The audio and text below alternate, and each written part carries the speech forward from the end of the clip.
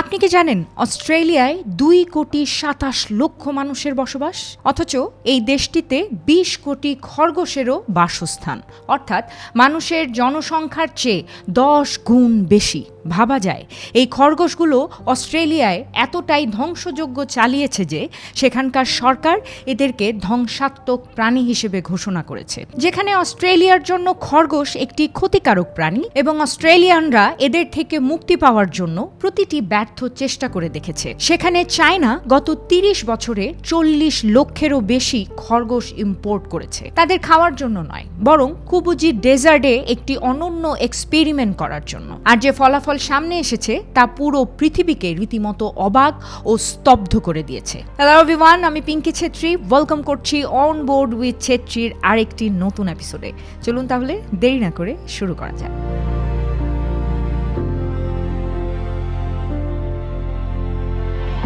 যখন কোনো মরুভূমি সবুজ শ্যামল জমিকে গ্রাস করে সেটিকেও মরুভূমিতে রূপান্তর করে, তখনই এই প্রসেসকে ডেজার্টিফিকেশন বা মরুকরণ বলা হয়। আর এর সবচেয়ে বড় ভিকটিম হলো চায়নায় অবস্থিত কুবুজি ডেজার্ট। একটা সময় ছিল যখন কুবুজি ডেজার্ট বার্ষিক 5 লক্ষ একর হিসেবে বিস্তার লাভ করছিল, অর্থাৎ প্রতি বছর এই মরুভূমি প্রায় 5 লক্ষ একর উর্বর জমি গিলে খাচ্ছিল।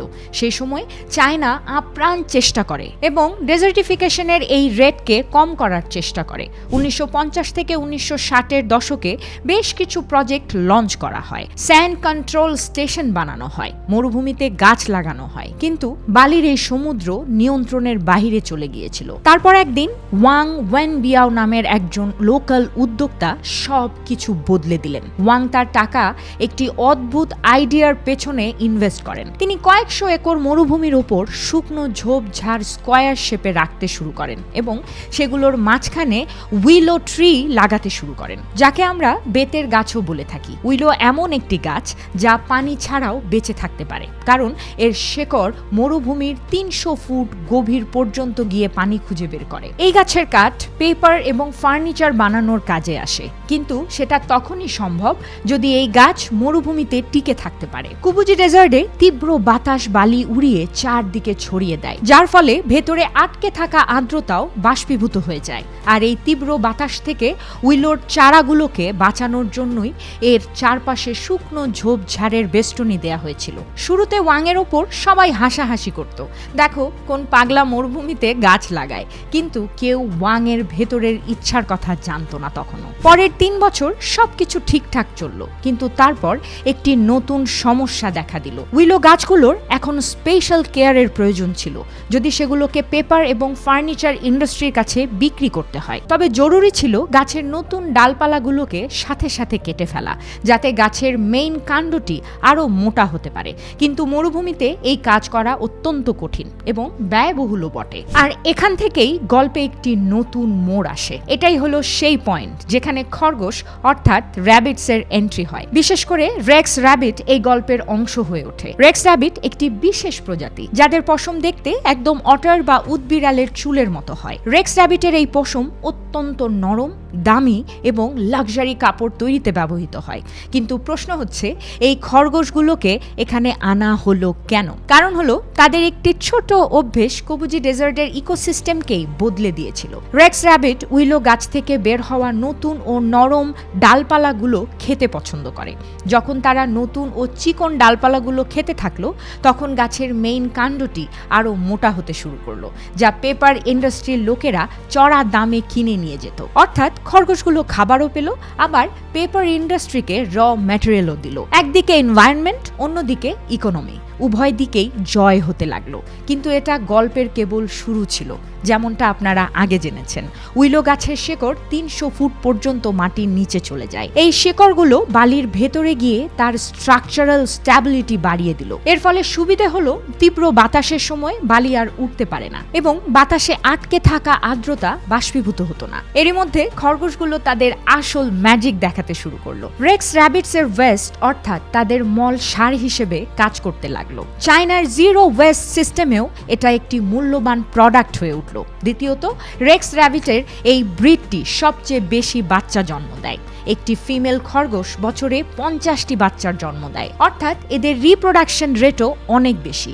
যখন এই খরগোশের সংখ্যা বাড়লো তখন তাদের মলও বাড়তে থাকলো এবং মাটি আরো বেশি উর্বর হতে লাগলো। দেখতে দেখতে বালির জমি ক্ষেত খামারে পরিণত হলো, যেখানে এখন অর্গানিক সবজিও চাষ করা হচ্ছে। রেক্স র্যাবিটের আরেকটি বিশেষ গুণও এই মিরাকেলে গুরুত্বপূর্ণ ভূমিকা পালন করেছে। এদের আরেকটি বৈশিষ্ট্য ছিল যে এরা ঘাস হজম করতে পারলেও ঘাসের বীজ হজম করতে পারত না।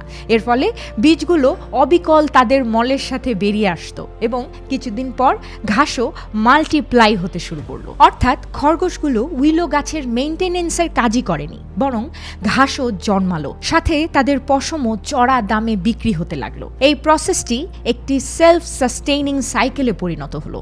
খরগোশগুলো লিটারেলি মরুভূমিকে সবুজ শ্যামল করতে শুরু করে দিল। এই এক্সপেরিমেন্টের সফলতার পর ওয়াং শুধু এখানেই থেমে থাকেননি। তিনি 100টি বুলডোজার ভাড়া করেন এবং মরুভূমির বালির ঢিবিগুলোকে লেভেল করা শুরু করেন। তিনি চাইনিজ গভর্নমেন্টের সাহায্যে লক্ষ লক্ষ রেক্স র্যাবিট আনিয়ে লোকাল মানুষদের মাঝে বিলিয়ে দিলেন। প্রতিটি বাড়ি এখন একটি ছোট ফার্মে পরিণত হলো। 10 বছর ধরে এই প্রজেক্ট চলতে থাকলো এবং পুরো এরিয়াটাই বদলে গেল।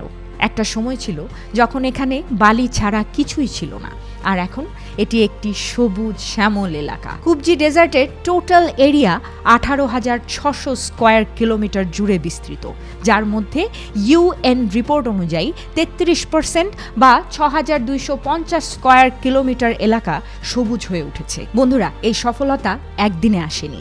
এটি 30 বছরেরও বেশি সময়ের কঠোর পরিশ্রমের ফল। এই পরিবর্তনের কারণে কুবুজি ডেজার্ট এখন সি অফ ডেথের পরিবর্তে ইকোলজিক্যাল মার্বেল নামে পরিচিত। তবে এখানে শুধু এনভায়রনমেন্টই বদলায়নি, মানুষের জীবনও বদলে গেছে। চাইনিজ গভর্নমেন্ট এখানে প্রায় $400 মিলিয়ন সমান ইনভেস্ট করেছেন, আর এই টাকা দিয়ে এখানে নতুন গ্রাম বানানো হয়েছে এবং মানুষকে মরুভূমিতেই নতুন কর্মসংস্থান দেয়া হয়েছে। আজ এখানে লক্ষ লক্ষ একর জমিতে মানুষের জীবিকা জড়িয়ে আছে।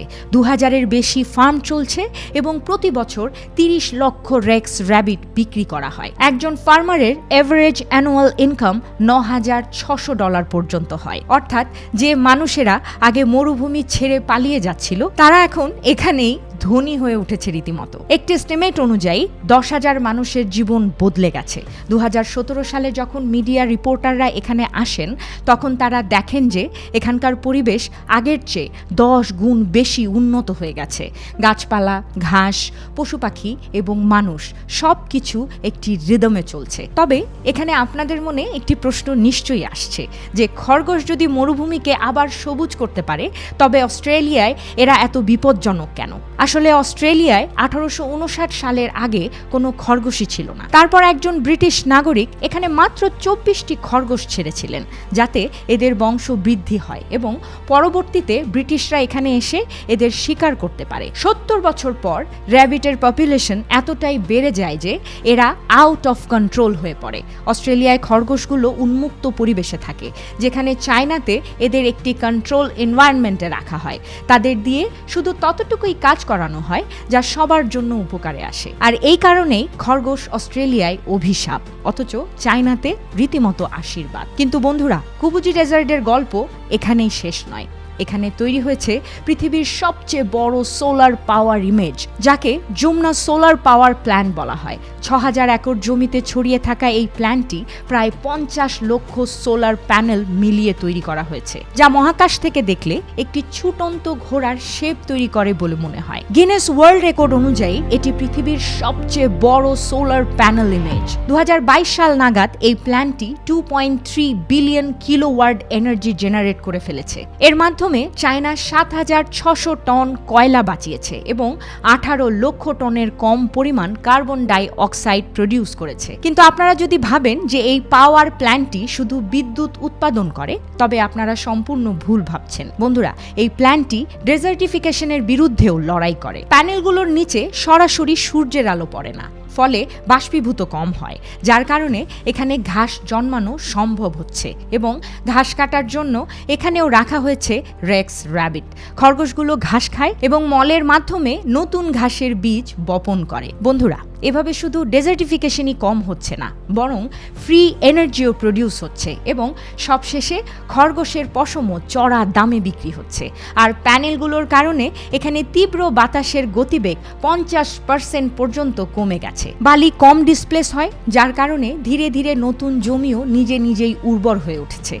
আজ আপনি যদি কুবুজি ডেজার্টে যান, তবে সেখানে ভেড়া, ছাগল, হাঁস এবং খরগোশ একসাথে থাকতে দেখবেন। প্যানেলগুলোর নিচে সবুজ ঘাস আর চারপাশে উইলো গাছের ঝাড়। কেউ ভাবতেও পারেনি যে সি অফ ডেথ একদিন সি অফ লাইফ নামে পরিচিত হবে। আর এই সব কিছু শুরু হয়েছিল একটি ছোট খরগোশের সঠিক ব্যবহারের মাধ্যমে। বন্ধুরা, আজ বিশ্ব জুড়ে রিসার্চাররা এই মডেলকে ইকোনমি রেভলিউশন নাম দিচ্ছেন। একটি রিপোর্ট অনুযায়ী পৃথিবীর 50% এরিয়া মরুভূমি এবং 40% এরিয়া ডেজার্টিফিকেশনের সাথে লড়াই করছে। আজ ইউরোপ সহ আমেরিকাও চায়নার এই ইকোনমিক রেভলিউশন থেকে শিক্ষা নেওয়ার চেষ্টা করছে। বন্ধুরা, কুবুজি ডেজার্টের মেসেজ একদম পরিষ্কার। যদি মানুষ এবং প্রকৃতি একসাথে মিলে কাজ করে, তবে মৃত্যুর সমুদ্রকেও জীবনের বাগানে রূপান্তর করা সম্ভব। বন্ধুরা, আশা করছি আজকের এই এপিসোড থেকে অনেক কিছু শিখতে পেরেছেন। এরকম আরও ইনফরমেটিভ এপিসোড পেতে ফলো এবং সাবস্ক্রাইব করতে একদমই ভুলবেন না। দেখা হবে আগামী এপিসোডে নতুন কোনো টপিকে। ততক্ষণ পর্যন্ত ভালো থাকুন, সুস্থ থাকুন, সচেতন থাকুন।